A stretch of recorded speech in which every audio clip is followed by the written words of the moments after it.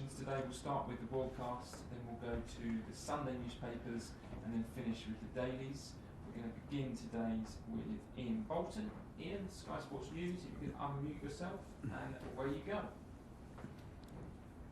Thomas, hello there. How are you? I'm fine, thanks. Good. Hopefully you got back from Barnsley safe and sound. It's like you know.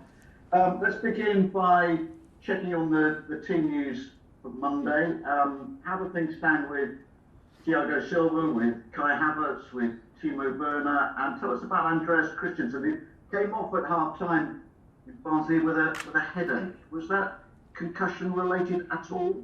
No, I don't think it was. No, what does it mean? Don't think. No, it was not concussion related at all. Was like I said, it was a headache, so he was better. We took him off. For the other guys, I mean, it's Friday. We have still 3 training sessions. Should be absolutely okay for Timo Werner to come back. Is maybe too close for Kai still, and for sure for Thiago. For both of them, for Thiago, we are aiming for Southampton. We're trying hard. Let's see if we make it. I cannot promise. And for Kai, yeah, let's see if he's out today. I'm not sure. Will be a very short time for Kai, so maybe he will be missing. He will be missing this match as well. But you didn't want to be too harsh on your players after the victory at Barnsley, but what do you need to see from your players against Newcastle? Do you need to be harsh on them? No, not need to be harsh, not need to be too strict, but need to be clear. There are things that we can do much better than we did in Barnsley yesterday. We hardly managed to get into the opponent's box. It was very hard to escape the first pressing line, to overcome the first pressing line, to put the game into the opponent's half. So we struggled for 45 minutes in the first half. Second half was between 45-75 was our best period in the game, where we had full control, where we could score.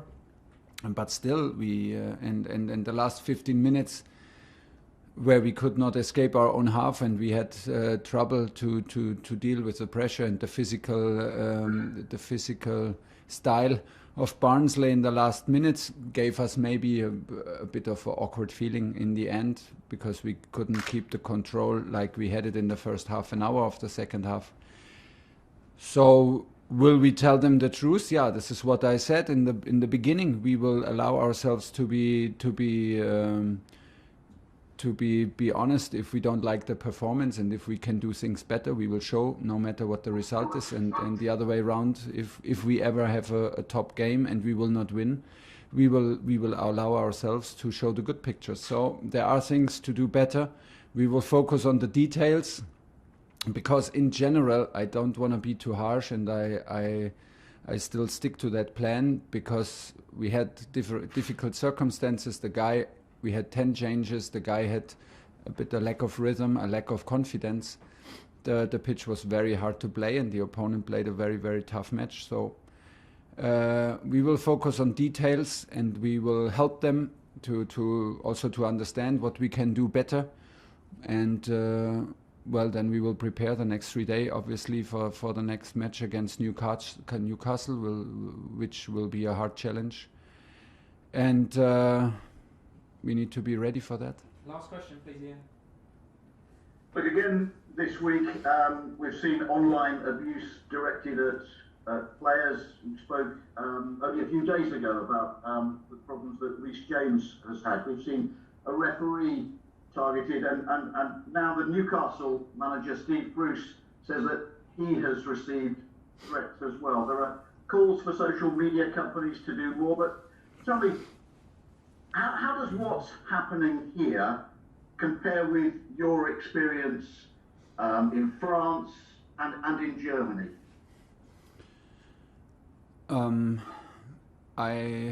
I would say I did not experience on social media, because maybe also because I'm not a social media guy.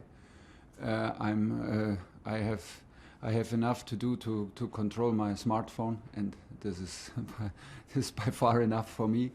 I can live days without my smartphone and don't miss a thing. So, but I, in general, I trained myself not to read about me. I trained myself. I had to learn it and train myself not to read about me, not in good times and not in bad times, because what is out there has an effect on you, and you cannot stop it. You cannot not let it have an effect on you. If it's out there and everybody's talking highly about you, it triggers something in you. And if they speak, of course, bad about you, it sticks also with you, and it should not, because the target is to be self-confident in the best way and self-aware, and not in need for the admiration of external people, and this is kind of also a mechanism to protect myself. Like I said, I'm not a social media guy, so I'm more or less the guy who notices at last if something's going on in social media. This is what you're talking about, and the abuse is totally unacceptable, 100% clear. There's no other opinion here in the club, and of course not from me. And maybe, less words from me are more in this is unacceptable point, and we have to stand up against it. It's clear. John Southall, BBC 5 Live. Thomas, how are you? Hi, fine. Good. Has it been beneficial playing so many games in such a short space of time since you've arrived? You've been able to see quite a few of your players, or on the other side of it, hasn't given you the time that you possibly have wanted on the training pitch? Yeah, every coach in the world maybe wants to have like 4 weeks with his new team to get known to the habits and the characters and the characteristics of the players. But we did not. Maybe the good thing is that we did not think about it, because there was no time to think about it. What would be better? It was just this situation in this moment to step in, yes or no. And then the first decision we had to make was like, do we take the possibility to do the training one day before Wolverhampton? And we said yes, we do this. When we are here, we do it. And from there, it was, like you said, beneficial that we had a lot of games, because in matches you get to know your team better. In matches, the boys can show their spirit of competition, and their spirit, and their mentality, and you see pretty much everything. So what we're doing now is we're learning and trusting each other while we are playing in the hardest competition in Europe. Okay, this is what we do. And this is a good experience, because there is no other way in the moment. So there are also no doubts and no complaints about that. And that is that it can be also sometimes a bumpy road, like yesterday. Yes, it's clear. Nobody wants that. We want to have better performances. But in the end, the most important is in a cup game that you're in the next round. We managed to do that, and for that, not everything was bad. There's a lot of space to improve, and this is the good thing. Now we have 3 days to prepare the next match, and we will use them. One more, please, John. Yeah, is it a balancing act for you? Because obviously the players at this time probably need a fair bit of rest, but also you need to drill into them what you expect. Yeah, it's always the balance in the moment, and this is what we think about most of the time when we're here in Cobham. So how many input do we get? How many do we put into the players? How many informations do we put? But in the end, less is more. It's a very old sentence, but it's like this: less is more. And there's a constant management for us to deal with the sessions, with the input, with the help, with the support, or like just sometimes also leave them alone and let them process all the new the new movements, or maybe the new approach, or like even their performances and also the new approach from the new coach. This is pretty normal, and we try to adapt. We talk a lot, and it's a constant management. But it will never stop. It's also like this will be like this during the next months, that we always think about how much can can we give the team and what would be an overload. James, Talk Sport Radio. Thomas, we saw Callum Hudson-Odoi play at right wing back yesterday, and then he moved a little bit further forward on the left-hand side in the second half. Will it be players that are most willing to be tactically adaptable and flexible that will be most successful and get the most opportunities whilst you're here as manager? I don't know. Maybe it is it an advantage or not? I don't know. If you have a specialist who can who is a 6, he will play the 6, and no need to push the 6 to play central defender or wing back. But if you have players like Callum and we have the opportunity to give also to ask different questions to the opponents and to the opponents' defenders, why not to use it? Like you said, Callum started on the right side and finished on the left side. So it gives us the possibility to react and to be flexible and to help the team in structure wise and information wise. And it's clearly not a disadvantage. But if we have the feeling that players like Oli Giroud is a number 9, we will not use him on the wing. Last question, James. And if I can ask you, last night was a great moment for the Chelsea Academy with Gilmour, James and Abraham combining for that goal. I know it's all about results, it's always going to be about results, but how important is it for the development of players and the pathway that's there from the Academy whilst you're here? Is that something that you're keen on focusing on and being aware of as well? Also, I would love to, as maybe you know my last clubs, and it was always like this. The door was always open in my office for the coaches and the officials from the academy. I love to be to watch training and to watch in-house games on the other pitches of the academy. This is unfortunately not possible in the moment because we are in the bubble here and we have different zones where we cannot enter and leave the zones. So this is a bit more difficult than usual, but in my belief, like this is always the backbone of any club, and the more guys you have that can arrive in the first team, the better it is for the club, because it is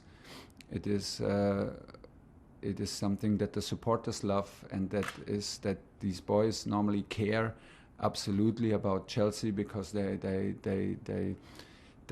live it from over years and years, and they live the spirit. So it was a good moment. And on the other hand, it is the most difficult. It is also the most difficult way that they chose to make it at Chelsea, to make it at Paris, to make it at Dortmund. Is like one of the toughest challenges you can have. Sometimes the way is not only straight up. It's sometimes bumpy. It's sometimes you go on loan. But I like that they accept the challenge to make it here, and I feel from the boys here that they absolutely want to make it as Chelsea players, not only Premier League players, but they want to be Chelsea players. And this is the spirit that we want to feel. And when we feel the spirit in combination, of course, with their talent, we will push them. Olivia, PLP. Hi, Thomas. Hi. Can we just have a further update on Kai Havertz's injury that's kept him out of the squad the last couple of games? And he has struggled in England in his first season. What can you do as a manager? What can you say to him to ensure that we see the Bayer Leverkusen Kai Havertz do it in the Premier League? I'm pretty sure we will see. It takes its time. There is no short answer. If there was a short answer, I will clearly go and talk to him in that way to bring out his full potential. But what we know and what we can rely on, that all this potential is in him, and is logic that is also in him to show it on the pitch. And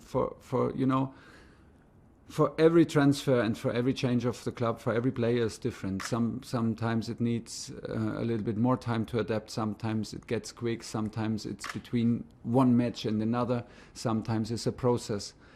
All we can do is push him, support him, and give him what he needs.